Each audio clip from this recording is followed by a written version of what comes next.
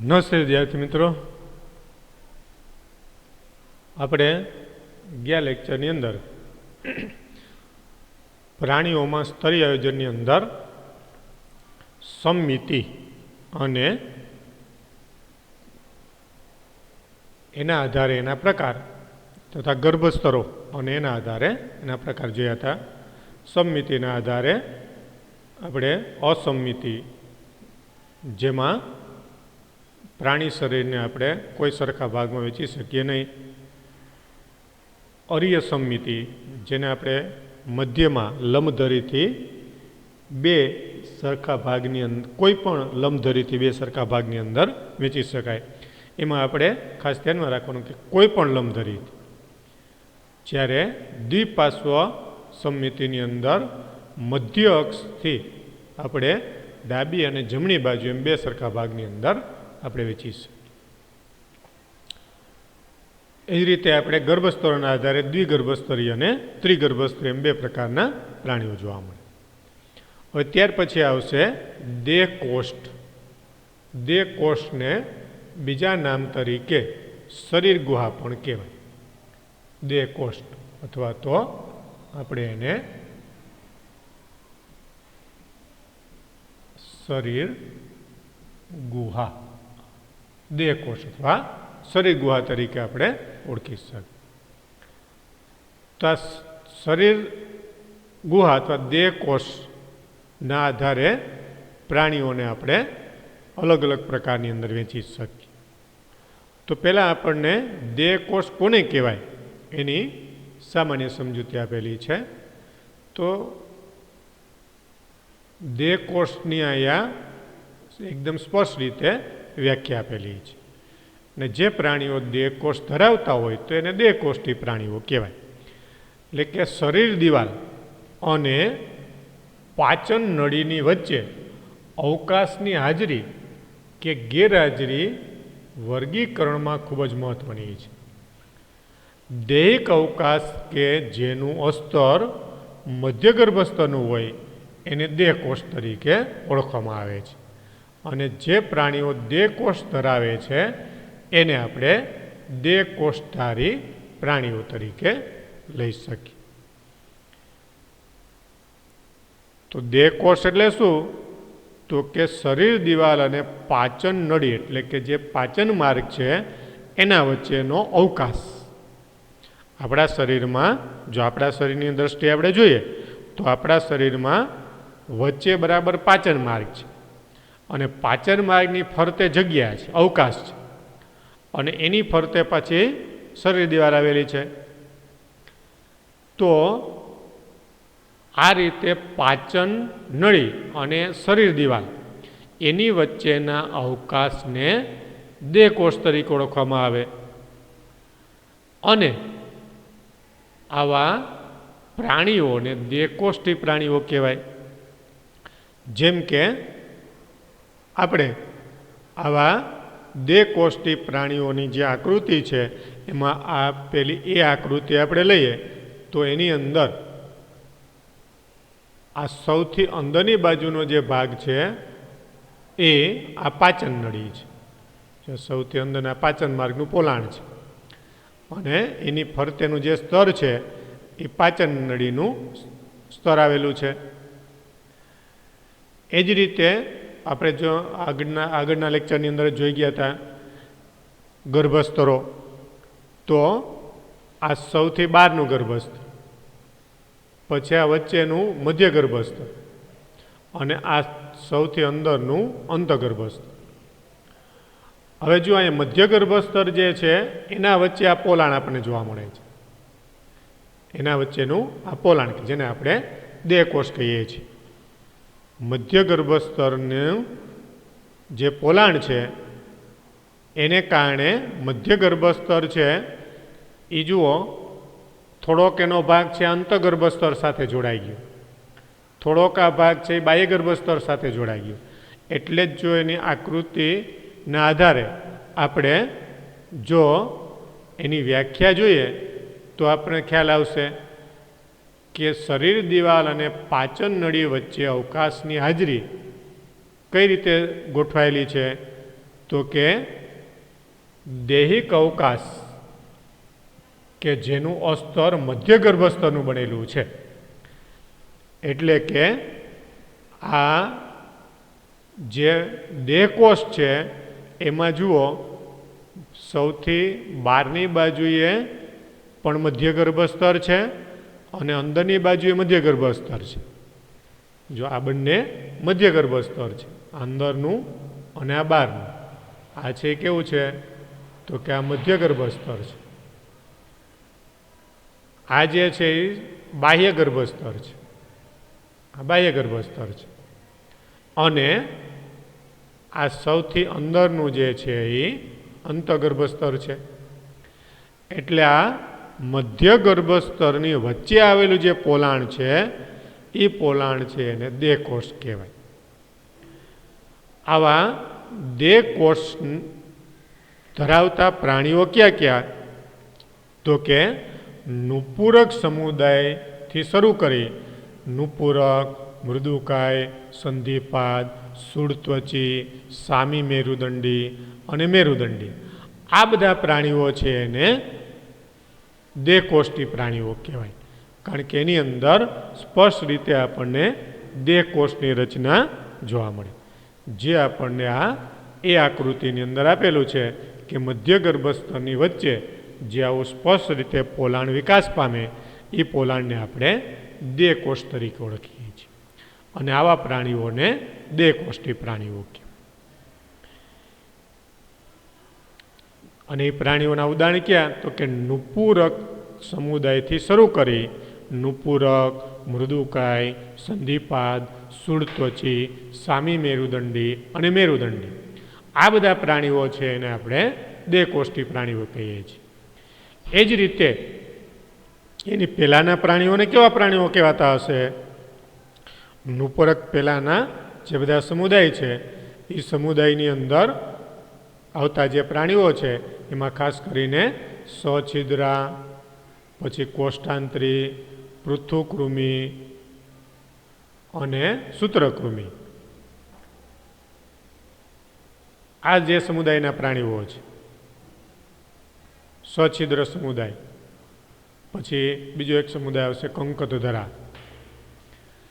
પછી કોષ્ઠાંતરી, પૃથુકૃમિ, સૂત્રકૃમિ, આ બધા પ્રાણીઓની અંદર આવી દેહકોષની રચના કેવી જોવા મળે અથવા તો જોવા મળે છે કે નહીં, એના આધારે આપણે જેમ દેહકોષ્ઠી પ્રાણીઓ કે જેમાં દેહકોષ સ્પષ્ટ વિકાસ પામેલું છે એમ કેટલાક પ્રાણીઓ એવા છે કે જેની અંદર દેહકોષ જે છે એ સંપૂર્ણ વિકાસ પામેલું નથી. દેહકોષ જે છે એ સંપૂર્ણ વિકાસ પામેલું નથી, પણ ઘણી વખત એના શરીરની અંદર આવું દેહકોષ છે એ છૂટી છવાઈ કોથળીઓ સ્વરૂપે કે પુટિકાઓ સ્વરૂપે જોવા મળે. તો આવા પ્રાણીઓને કૂટ દેહકોષ્ઠી પ્રાણીઓ કહેવાય. એટલે પેલો પ્રકાર દેહકોષ્ઠી, બીજા પ્રકારના પ્રાણીઓ છે કૂટ દેહકોષ્ઠી. તો કૂટ દેહકોષ્ઠી એટલે કેવા તો કે કેટલાક પ્રાણીઓમાં દૈહિક અવકાશની ફરતે મધ્ય ગર્ભસ્તરનું અસ્તર આવેલું હોતું નથી.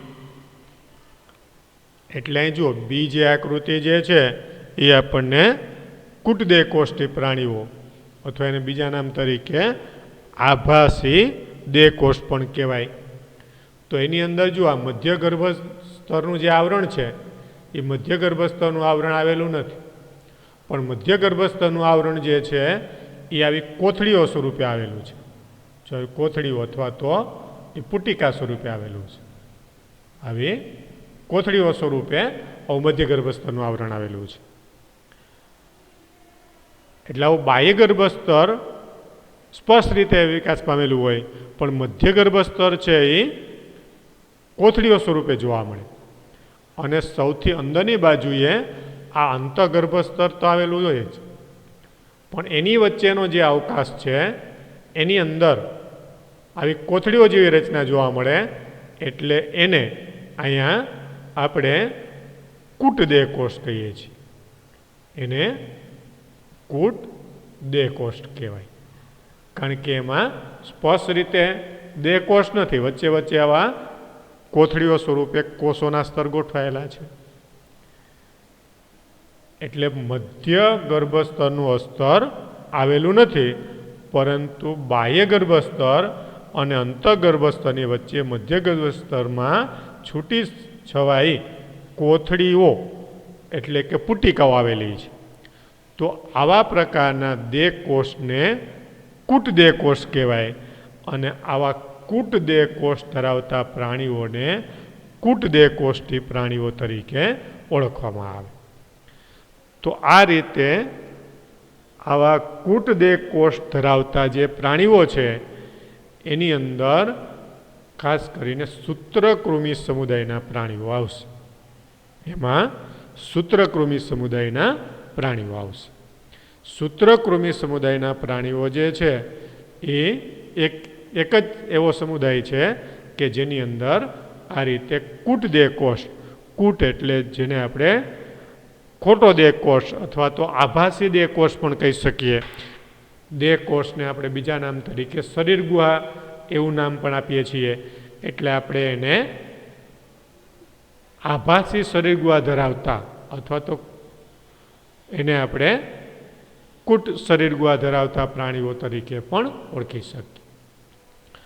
અથવા તો આભાસી એટલે ક્યારેક આપણે આવી શરીર ગુહા છે એ આવી કોથળીઓનું પ્રમાણ ઓછું હોય તો વિકાસ પામેલી જોવા મળે, અને કોથળીઓનું પ્રમાણ વધારે હોય તો ઘણી વખત આવી શરીર ગુહા છે એટલી બધી વિકાસ પામેલી જોવા મળતી નથી. એટલે આપણે એને ખોટી શરીર ગુહા પણ કહી શકીએ.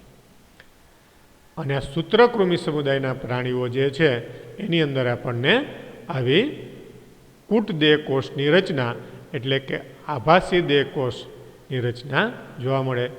એટલે સૂત્રકૃમિ સમુદાયના પ્રાણીઓ છે કૂટદેહ કોષથી પ્રાણીઓ છે. એ જ રીતે કેટલાક પ્રાણીઓ એવા છે કે જેની અંદર ત્રણેય ગર્ભસ્તરો વિકાસ પામેલા છે, પણ મધ્ય ગર્ભસ્તરનું 2 સ્તરોમાં અથવા તો કોઈ છૂટી છવાઈ કોથળીઓ સ્વરૂપમાં વિભાજન થયેલું હોતું નથી. એટલે એની અંદર દેહકોષ જેવી કોઈ રચના વિકાસ પામેલી હોતી નથી. જેથી કરીને આવા પ્રકારના આપણે પોલાણને અદેહકોષ અને આવા પ્રાણીઓને અદેહકોષથી પ્રાણીઓ કહીએ છીએ. જેમાં આપણે સી આકૃતિ જે છે એની અંદર જુઓ, આ પેલું બાહ્ય ગર્ભસ્તર, પછી બીજું મધ્ય ગર્ભસ્તર અને ત્રીજું આંતઃગર્ભસ્તર. આ ત્રણેય ગર્ભસ્તરો છે આપણને સ્પષ્ટ રીતે વિકાસ પામેલા જોવા મળે. પણ અહીંયા આ જે મધ્ય ગર્ભસ્તર છે એનું કોઈ ભાગમાં વિભાજન થયું નથી, વચ્ચે કોઈ પોલાણ નથી કે વચ્ચે કોઈ આવી કોથળીઓ કે પુટિકાઓ જેવી રચના આવેલી નથી. પણ મધ્ય ગર્ભસ્તર જે છે એ સ્પષ્ટ રીતે કોષોથી જ ભરેલું છે. એટલે એવા પ્રાણીઓ કે જેમાં દૈહિક અવકાશ એટલે કે દેહકોષ ગેરહાજર હોય તો એને અદેહકોષથી પ્રાણીઓ કહેવાય. કે જેમાં આવો કોઈ દૈહિક અવકાશ કે દેહકોષ છે એવો તો નથી. તો આવા પ્રાણીઓને આપણે અદેહકોષથી પ્રાણીઓ એમ કહી શકીએ. અને આવા પ્રાણીઓના ઉદાહરણ તરીકે પૃથુકૃમિ સમુદાયના પ્રાણીઓ આવશે. પૃથુકૃમિ સમુદાયના પ્રાણીઓ જે છે એ આવા અદેહકોષથી પ્રાણીઓ છે કે જેની અંદર સ્પષ્ટ રીતે કોઈ એવો દેહકોષ આપણને વિકાસ પામેલો હોતો નથી. એ જ રીતે એની પહેલાંના જે પૃથુકૃમિ પહેલાં સામાન્ય રીતે વાદળીઓ કે જેને આપણે સછિદ્ર અને કોષ્ટાંતી પ્રાણીઓ કહીએ છીએ, તો એની અંદર કોઈ એવી રચના છે એ હજી ગર્ભસ્તરો સ્વરૂપમાં એટલી બધી વિકાસ પામેલી હોતી નથી. જેથી કરીને એની અંદર પણ દેહકોષની કોઈ રચનાનું આયોજન થયેલું નથી. એટલે આ રીતે પ્રાણી શરીરની અંદર વિકાસ પામતું પોલાણ કે જેને આપણે શરીર ગુહા અથવા તો દેહકોષ કહીએ છીએ, એના આધારે પ્રાણીઓને આપણે 3 પ્રકારની અંદર વહેંચી શકીએ. જે પ્રાણીઓની અંદર મધ્ય ગર્ભસ્તરનું 2 ભાગમાં વિભાજન થાય અને વચ્ચેનું પોલાણ જો જોવા મળતું હોય તો આપણે એને દેહકોષ્ઠી પ્રાણીઓ કહીએ છીએ. જેમાં નુપુરક સમુદાયના પ્રાણીઓથી શરૂ કરી અને છેક મેરુદંડી સમુદાયના બધા જ પ્રાણીઓ આ રીતે દેહકોષ ધરાવતા હશે. એ જ રીતે સૂત્રકૃમિ સમુદાયના પ્રાણીઓ એવા છે કે જેની અંદર આવી કોઈ દેહકોષની રચના છે એ સ્પષ્ટ રીતે વિકાસ પામેલી નથી, પણ મધ્ય ગર્ભસ્તર છે એ છૂટી છવાઈ કોથળીઓ કે પુટિકા સ્વરૂપે જોવા મળે તો આપણે એને કૂટ દેહકોષ્ઠી અથવા તો આભાસી દેહકોષ્ઠી અથવા તો એને ખોટી શરીર ગુહા ધરાવતા પ્રાણીઓ એમ કહી શકીએ.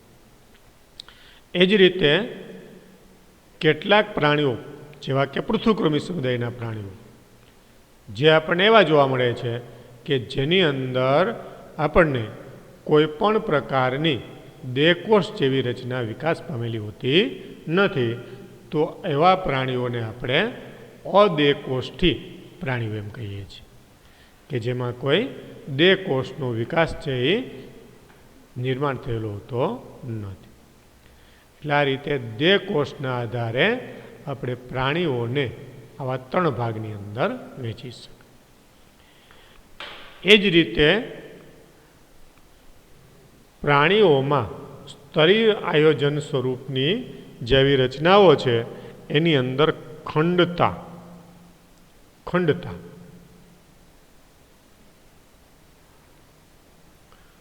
તો ખંડતા એટલે શું? ખંડતા અથવા ખંડન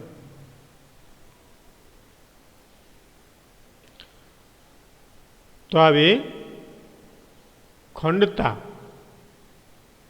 એટલે કે પ્રાણીનું જે શરીર છે એ અલગ અલગ ખંડોમાં વહેંચાયેલું છે કે નહીં એના આધારે આપણે આવી ખંડતાને લઈ શકીએ. ખંડતા અથવા તો જેને આપણે ખંડન કહીએ છીએ. જેમ કે કેટલાક પ્રાણીઓમાં એનું શરીર લગભગ કેટલાક અંગોના ક્રમિક પુનરાવર્તન સાથે બહારથી અને અંદરથી એમ 2 સરખા ખંડોમાં વિભાજિત થયેલું હોય છે. કેટલાક પ્રાણીઓમાં શરીર લગભગ કેટલાક અંગોના ક્રમિક પુનરાવર્તન સાથે, એટલે કે કેટલાક અંગોનું ક્રમિક રીતે પુનરાવર્તન થાય એ રીતે એનું શરીર બહારથી અથવા અંદરથી એમ 2 સરખા ખંડોમાં વિભાજિત થયેલું. દાખલા તરીકે અળસિયા જેવા પ્રાણીઓ, એટલે કે અળસિયું જે છે એ નુપુરક સમુદાયની અંદર આવશે. તો આવા નુપુરક સમુદાયના અળસિયા જેવા પ્રાણીઓની અંદર એનું જે શરીર છે એ 2 સરખા એના જે ખંડો હોય એની રચના આપણને સરખી જોવા મળે. 2 ખંડો આપણે નજીકના લઈએ તો એની રચના સરખી હોય અને એનું જે અંગનું આયોજન જે છે એ પણ ઘણી વખત પુનરાવર્તિત થયેલું હોય. તો આવા પ્રકારના પ્રાણીઓમાં જોવા મળતી આવી જે રચના છે એને સમખંડી ખંડતા તરીકે ઓળખવામાં આવે. એટલે કે શરીરના ખંડો છે સરખી રચના ધરાવતા હોય તો એને સમખંડી ખંડતા, અને આ પ્રકારની ઘટના જે છે એને સમખંડતા, સમખંડીય ખંડતા, અને આવા પ્રકારની ઘટનાને સમખંડતા તરીકે ઓળખી શકાય. જેમ કે આપણે આ અળસિયા જેવા પ્રાણીને જો લઈએ તો એનું શરીર જે આખું જે છે એ આ રીતે આવા ખંડોમાં વહેંચાયેલું છે. પ્રથમ ખંડ, એ રીતે બીજો ખંડ, આ ત્રીજો ખંડ, આ ચોથો ખંડ, એ રીતે આખું એનું શરીર જે છે એ આવા ખંડોમાં વહેંચાયેલું છે. આ રીતે એક પછી એક ખંડો જે છે એ ભેગા મળી અને આખું પ્રાણીનું શરીર બને છે. એટલે જો આવા ખંડોની રચના આપણે લઈએ તો આ રીતે પહેલો, બીજો, ત્રીજો, ચોથો, પાંચમો, છઠ્ઠો એ રીતે આખું શરીર જે છે એ આવા અસંખ્ય ખંડોનું બનેલું છે. અળસિયાની અંદર આપણે જોઈએ તો આવા ખંડોની સંખ્યા ઘણી બધી હોય. એનું શરીર જે છે લગભગ 100 થી 120 જેટલા ખંડોનું બનેલું હોય. અને આવા જે ખંડોની રચના જે છે એ કેવી જોવા મળે તો કે મોટે ભાગે એક જ સરખી રચના જોવા મળે. અને એમાં કેટલાક જે અંગો છે એ પાછા પુનરાવર્તિત થયેલા હોય. તો આવા પ્રકારના પ્રાણીઓની શરીર રચનાને સમખંડી ખંડતા અને આવા પ્રકારની ઘટનાને સમખંડતા તરીકે આપણે લઈશું. તો આ રીતે આવા પ્રાણીઓનું જે શરીર છે એ મોટે ભાગે લાંબુ હોય અને આવા જે અળસિયા જેવા નુપુરક સમુદાયના પ્રાણીઓ જો આપણે એના આખું શરીર આમ લઈએ તો આખું આ રીતે લાંબુ હશે અને આખું જે શરીર જે છે એ આ રીતે આવા ખંડો સ્વરૂપે જ વહેંચાયેલું હશે. અને દરેક ખંડોની રચના આપણને આ રીતે સરખી જોવા મળશે. તો આ રીતે આવા પ્રકારની ઘટના જે છે એને આપણે સમખંડતા તરીકે લઈ શકીએ. એ જ રીતે પ્રાણીઓના સ્તરી આયોજનની દૃષ્ટિએ જો આપણે જોઈએ તો બીજી એક બાબત છે આવશે જેને આપણે મેરુદંડ તરીકે લઈ શકીએ. મેરુદંડ જેને નોટોકોડ તરીકે ઓળખવામાં આવે. મેરુદંડ મેરુદંડ એ શું છે? મેરુદંડ છે એ શું છે એની અહીંયા આપણને વ્યાખ્યા આપેલી છે કે મેરુદંડ એ કેવા પ્રકારની રચના છે તો કે કેટલાક પ્રાણીઓમાં મેરુદંડ એ ભ્રૂણ વિકાસ દરમિયાન પૃષ્ઠ બાજુએ મધ્યગર્ભ સ્તરમાંથી ઉદ્ભવતી દંડ જેવી રચના છે. કેટલાક પ્રાણીઓની અંદર એના મધ્યગર્ભ સ્તરમાંથી શરીરની પૃષ્ઠ બાજુએ વિકાસ પામતી દંડ જેવી રચના જેને રોડ લાઇક સ્ટ્રક્ચર તરીકે ઓળખવામાં આવે. એટલે કે એવા પ્રકારની દંડ જેવી રચના કે જે ખાસ કરીને એના ભ્રૂણ વિકાસ દરમિયાન જોવા મળે. પછી પ્રાણીનો વિકાસ થઈ જાય પછી આવી રચના જોવા મળતી નથી. તો આવા પ્રકારની જે રચના જોવા મળે એને મેરુદંડ કહેવાય અને આવા પ્રાણીઓને મેરુદંડી પ્રાણીઓ કહેવાય. મેરુદંડ ધરાવતા પ્રાણીઓને મેરુદંડી પ્રાણીઓ તરીકે ઓળખવામાં આવે. જેમ કે પ્રાણીનો ગર્ભ વિકાસ થતો હોય ત્યારે મોટે ભાગે પ્રાણીનો આકાર જે છે એ આપણને આવા પ્રકારનો જોવા મળતો હોય. આવા પ્રકારના આકાર ધરાવતા આવા જે પ્રાણીઓ છે એની અંદર આપણે જોઈએ તો એના શરીરની અંદર એના મધ્ય બાજુના ભાગે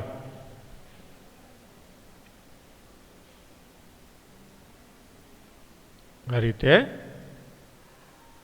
પ્રાણીનો આકાર હોય એના શરીરની પૃષ્ઠ બાજુએ જે પૃષ્ઠ બાજુ છે એની અંદર આવો એક નક્કર દંડ છે એ જોવા મળે. અને દંડ છે એ શેમાંથી નિર્માણ થયેલો હોય તો કે મધ્ય ગર્ભ સ્તરમાંથી વિકાસ પામેલો હોય.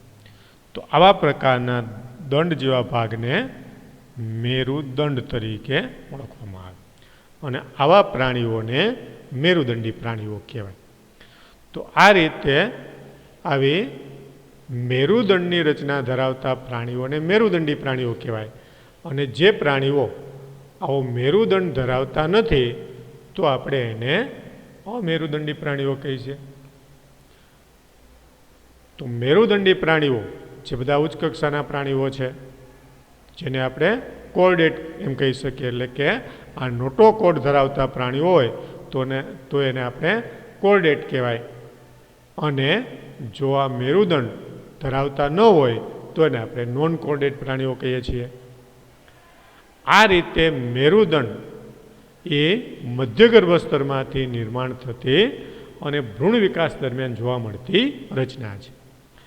પછી એનો ભ્રૂણ વિકાસ થઈ જાય પછી ધીમે ધીમે આ મેરુદંડ જે છે એ કરોડસ્તંભમાં ફેરવાઈ જાય અને એના આધારે પછી આપણે એમ કહીએ છીએ કે જે પ્રાણીઓની અંદર મેરુદંડનું કરોડસ્તંભમાં રૂપાંતર થતું હોય તો એવા પ્રાણીઓને આપણે પૃષ્ઠવંશી પ્રાણીઓ કહીએ છીએ.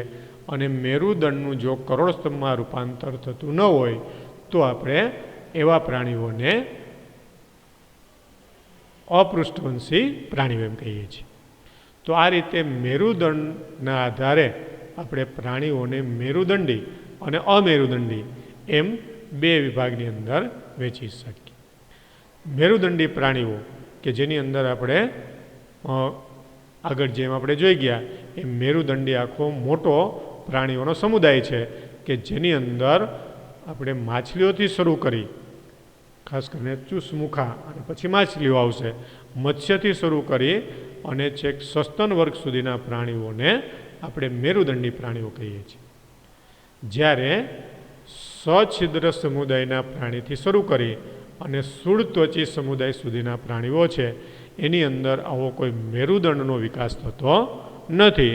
એટલે આવા પ્રાણીઓ જે છે એને અમેરુદંડી પ્રાણીઓ કહેવાય કે જેમાં મેરુદંડનો કોઈ સ્પષ્ટ રીતે વિકાસ થતો નથી. તો આવા પ્રાણીઓને આપણે અમેરુદંડી પ્રાણીઓ એમ કહીએ છીએ. અને એની અંદર સછિદ્ર સમુદાયના પ્રાણીઓથી શરૂ કરી અને આગળ સ્થૂળત્વચી સમુદાય સુધી આવશે. જ્યારે મેરુદંડીની અંદર આવતા જે પ્રાણીઓ છે એની અંદર માછલીઓથી શરૂ કરી એની પહેલાં ચૂસમુખા પણ આવશે, પણ સામાન્ય રીતે આપણે જાણતા હોઈએ એવા પ્રાણીઓની અંદર માછલીઓથી શરૂ કરી અને આગળના બધા જ જે પ્રાણીઓ છે એ સ્થૂળ ત્વચી પછી બધા પ્રાણીઓ મેરુદંડી પ્રાણીઓ આવશે. તો આ રીતે પ્રાણીઓની અંદર જો આપણે જોઈએ તો એનું આ રીતે સ્તરીય આયોજન છે એ વિકાસ પામેલું જોવા મળે છે. તો આપણે આવા સ્તરીય આયોજનની અંદર શું જોયું તો કે એની અંદર આપણે જે આગળના બધા લેક્ચર છે એની અંદર આપણે જોયું કે કેટલાક પ્રાણીઓ જે છે એ બહુકોષી છે, એક કરતાં વધારે કોષો ધરાવે છે, પણ કોષો ભેગા મળીને કોઈ પેશીઓ જેવી રચના બનતી નથી. એટલે આપણે એને કોષસ્તરીય આયોજન એમ કહીએ છીએ. ખાસ કરીને વાદળી જેવા પ્રાણીઓ આવું કોષસ્તરીય આયોજન ધરાવતા જોવા મળે છે. એ જ રીતે ત્યાર પછીના જે પ્રાણીઓ છે એની અંદર કોષો ભેગા મળી અને પેશીઓની રચના નિર્માણ થાય છે. તો આપણે એને પેશી સ્તરીય આયોજન એમ કહીએ છીએ.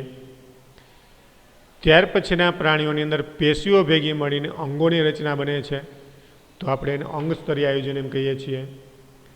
એ જ રીતે અંગો ભેગા મળીને અંગતંત્રો એટલે કે પાચન તંત્ર, પરિવહન તંત્ર એવા બધા તંત્રોનો વિકાસ થયેલો જોવા મળે તો આપણે એને અંગતંત્ર સ્તરીય આયોજન કહીએ છીએ. અને આવા અંગતંત્રોનો વિકાસ પણ જુદા જુદા પ્રાણીઓમાં વિવિધ રીતે થયેલો જોવા મળે છે. જેના ઉદાહરણ આપણને બે આપેલા હતા એ જોયા આપણે કે અપૂર્ણ પાચન માર્ગ અને સંપૂર્ણ પાચન માર્ગ. કેટલાક પ્રાણીઓની અંદર અપૂર્ણ પાચન માર્ગ જોવા મળે એટલે મુખદ્વાર આવેલું હોય પણ મળદ્વાર ન હોય અને એકદમ સરળ પ્રકારનો પાચન માર્ગ કે સાકિત પ્રકારનો પાચન માર્ગ જોવા મળતો હોય કે જેમાં કોઈ હજી અંગતંત્રની વિકસિત રચના સ્વરૂપના અંગો છે એ ભેગા મળેલા નથી.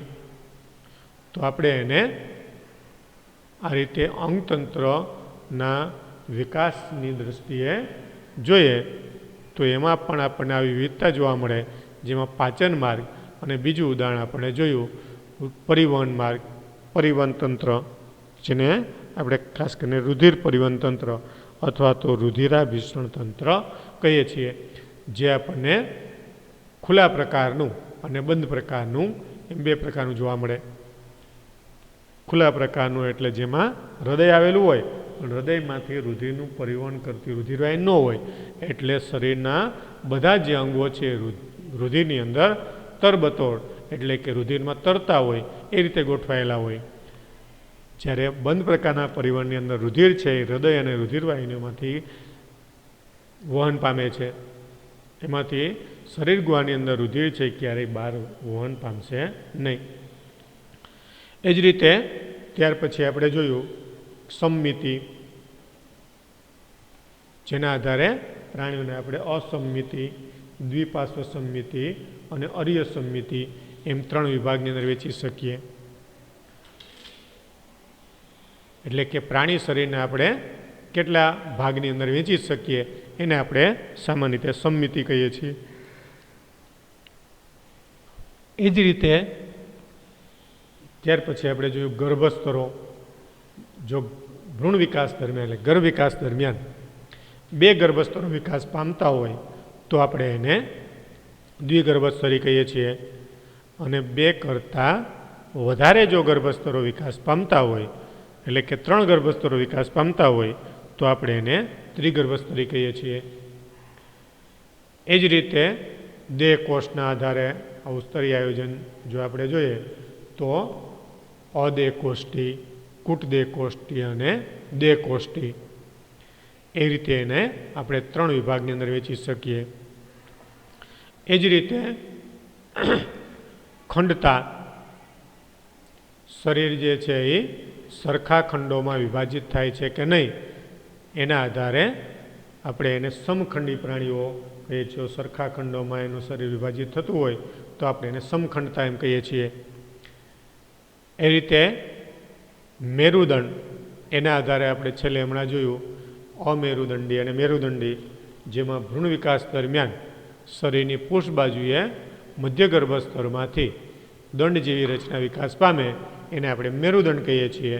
અને જો આવા મેરુદંડની હાજરી જોવા મળતી હોય તો આવા પ્રાણીઓને આપણે મેરુદંડી પ્રાણીઓ કહેવાય. અને જો આવો મેરુદંડ જોવા ન મળતો હોય તો આપણે એને અમેરુદંડી પ્રાણીઓ એમ કહીએ છીએ. તો આ રીતે આવું સ્તરીય આયોજન છે એ પ્રાણીઓની અંદર આપણને સ્પષ્ટ રીતે જોવા મળે છે. તો આ રીતે આવા સ્તરીય આયોજનની માહિતી આપણે જોઈ. હવે આ બધી જે સ્તરીય આયોજનની માહિતી છે એનો આપણે અલગ અલગ સમુદાયના પ્રાણીઓના વર્ગીકરણની અંદર એના લક્ષણોનો અભ્યાસ કરવા માટે આપણા માટે ઉપયોગી બનશે. આપણે કોઈ પણ સમુદાયના પ્રાણીઓનું જ્યારે એના લક્ષણોના આધારે વર્ણન તપાસીએ તો એની અંદર આ બધી બાબત આવશે. એટલે કે પ્રાણીઓની અંદર પાચન તંત્ર કેવું જોવા મળે છે, સંપૂર્ણ છે કે અપૂર્ણ છે, પરિવહન તંત્ર કેવું જોવા મળે, બંધ પ્રકારનું છે, ખુલ્લા પ્રકારનું છે, એમાં ગર્ભસ્તરો કેટલા જોવા મળે, દ્વિગર્ભસ્તરી છે કે ત્રિગર્ભસ્તરીય, પછી એની જે શરીર ગુહા છે એ કેવી જોવા મળે, એટલે કે દેહ કોષ્ઠી છે કે અદેહ કોષ્ઠી છે કે કૂટદેહ કોષ્ઠી છે, પછી શરીરમાં સમખંડતા જોવા મળે છે કે નહીં, શરીરને સરખા ખંડોમાં વેચવામાં આવે તો વેચી શકાય કે નહીં, પછી મેરુદંડની હાજરીના આધારે મેરુદંડી છે કે અમેરુદંડી.